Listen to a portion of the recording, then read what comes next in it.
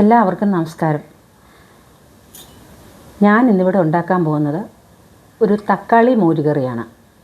തക്കാളി മോരുകറി എന്ന് പറയുമ്പോൾ എല്ലാവരും വിചാരിക്കും ഇതെന്തോ കറിയാണെന്ന്.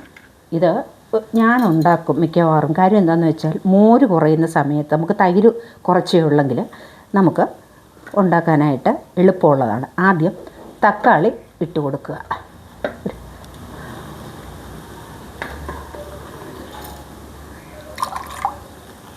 ആവശ്യത്തിന് വെള്ളം ഒഴിക്കുക.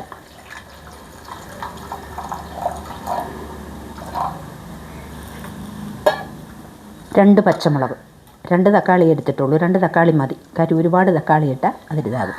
ലേശം കരിവേപ്പില ഇട്ട് അല്പം മഞ്ഞൾപ്പൊടി ഇട്ട് കൊടുക്കാം. മഞ്ഞൾപ്പൊടി അരപ്പിനകത്തും അരച്ചിട്ടുണ്ട്, കുറച്ച് മതി.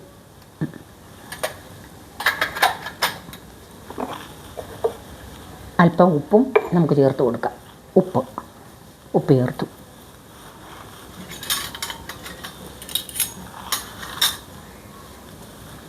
നന്നായി ഇളക്കി ഇതൊന്ന് വേവട്ടെ.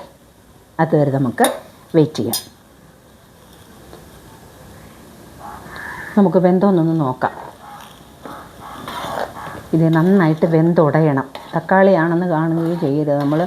തക്കാളി നമ്മൾ ചേർത്തു എന്നുള്ളതേ നമുക്കേ അറിയത്തുള്ളൂ. പക്ഷേ തക്കാളിയാണെന്ന് അറിയരുത്. അതുപോലെ വെന്തുടയണം. തക്കാളിയും പച്ചമുളകും നമുക്കൊന്നുകൂടെ വേവിക്കും. ഒരു 2 മിനിറ്റ് കൂടി ഇരിക്കട്ടെ.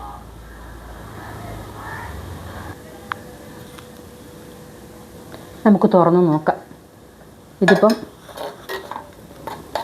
നല്ല പഴുത്ത തക്കാളി അല്ലായിരുന്നു. അതുകൊണ്ട് ഇതങ്ങോട്ടേക്ക് വെന്തങ്ങോട്ടേക്ക് നന്നായിട്ട് ഉടയുന്നില്ല.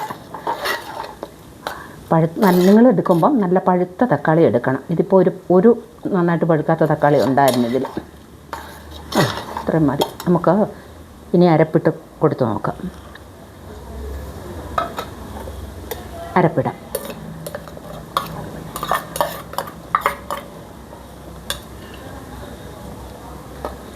നമുക്ക് ആവശ്യത്തിന് വെള്ളവും ചേർക്കണം.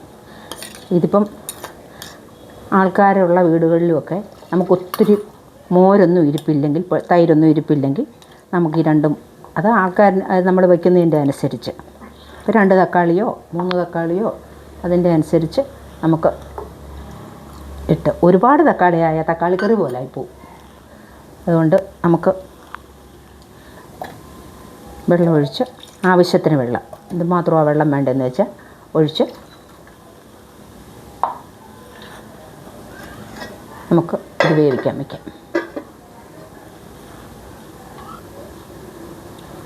നമുക്കൊന്ന് തുറന്ന് നോക്കാം. നന്നായിട്ട് തിളച്ച് ആവശ്യത്തിന് വെള്ളമൊക്കെ ആയിട്ടുണ്ട്. നിങ്ങൾക്ക് എത്രയാ വെള്ളം വേണമെന്ന് വെച്ചാൽ അത് ഓരോരുത്തരുടെ ഇഷ്ടമാണ്. വെള്ളം ഒഴിച്ച് കൊടുക്കുക. ഇനി 1 കപ്പ് തൈര്. ഞാൻ തീ കുറയ്ക്കുക. തീ കുറച്ച് വെച്ച് വേണം തൈര് ചേർക്കാൻ, ഇല്ലെങ്കിൽ ഇത് വിട്ടുപോകും. ഇപ്പോൾ ഇത് കറക്റ്റായിട്ടുണ്ട്. നമുക്കിതിൻ്റെ ഉപ്പ് തൈര് ഒഴിച്ച് വയ്ക്കുന്നത് നമുക്ക് നോക്കാം. ഇത് ഉണ്ട്. നമുക്ക് ഇതങ്ങ് ഓഫ് ചെയ്യാം. ഓഫ് ചെയ്തിട്ട് നമുക്ക് തൈര് ഒഴിച്ച് കൊടുക്കാം. മൺചട്ടി ആയതുകൊണ്ട് നല്ല ചൂട് നിൽക്കും. അപ്പോൾ നമുക്ക് തൈര് ഒഴിച്ച് കൊടുക്കാം. 1 കപ്പ് തൈര്. തക്കാളിയുടെ പുളിയും തൈരിൻ്റെ ഇതെല്ലാം കൂടെ ആകുമ്പോൾ അത് വെള്ളം ചേർക്കുന്നത് ഓരോരുത്തരുടെ ഇഷ്ടമാണ്. അത് നിങ്ങൾ അതനുസരിച്ച് നമുക്ക് ഉപ്പൊന്ന് നോക്കാം. ലേശം ഉപ്പും കൂടെ വേണം. ലേശം ഉപ്പും കൂടെ ഇട്ട് നമുക്കിനി കടുക് പൊട്ടിക്കാം. നമുക്കിനി കടുക് വറക്കാം.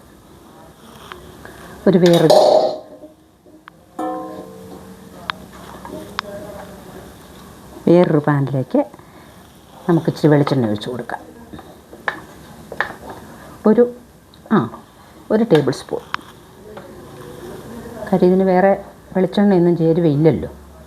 അതുകൊണ്ട് നമുക്ക് ഒരു ടേബിൾ സ്പൂൺ ഒഴിക്കുക. നന്നായിട്ട് ചൂടാവട്ടെ.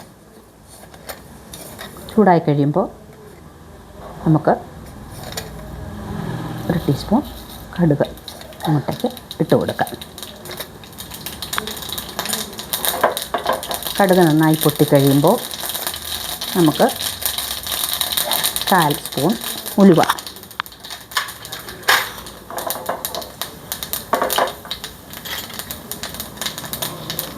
2 വറ്റൽമുളക്,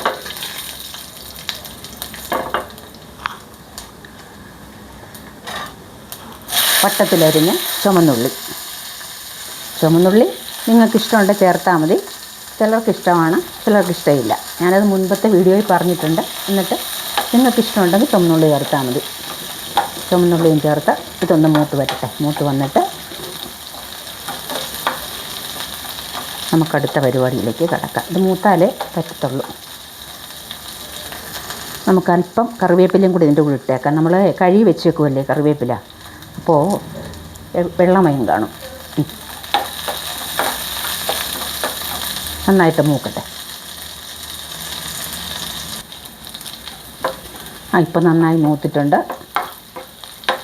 നന്നായി മൂത്ത് നമുക്ക് തീ കുറച്ച് വയ്ക്കാം, ഇല്ലെങ്കിൽ കരിഞ്ഞു പോകും. നമുക്കൊരു ലേശം മുളക് പൊടി കുറച്ച് മതി. കാര്യം ഒത്തിരി മഞ്ഞിച്ചിരിക്കുകയല്ലേ, അപ്പോൾ ഇതിന് വേണ്ടി മാത്രം ഇച്ചിരി മഞ്ഞൾപ്പൊടി, മുളക് പൊടി നമുക്ക് കൊടുത്ത് നമുക്ക് ഇതിലേക്ക് നമുക്ക് ഒഴിക്കാം. അല്പം ഉലുവാപ്പൊടി കൂടെ ചേർക്കണം. ഉലുവാപ്പൊടി ലാസ്റ്റ് ചേർക്കാമെന്ന് കണ്ടാണ്. ഇതിങ്ങനെ വെക്കണം. വെച്ചാൽ ലേശം ഉലുവാപ്പൊടി കൂടെ ചേർത്ത് കൊടുക്കാം. എന്നാലേ ഇതിനൊരു പൂർണ്ണത കിട്ടത്തുള്ളൂ. സാധാരണ നമ്മൾ പുളിശ്ശേരിക്ക് ഉലുവാപ്പൊടി ഇടും, എന്നാലും ഇതിനും ചേർക്കണം. ഉലുവ നമ്മൾ കടുവറുത്തിട്ടുണ്ട്. അപ്പോൾ തക്കാളി മോരുകറി റെഡി. നമുക്ക് അടച്ച് വെച്ച് കുറച്ച് കഴിയുമ്പോൾ നമുക്ക്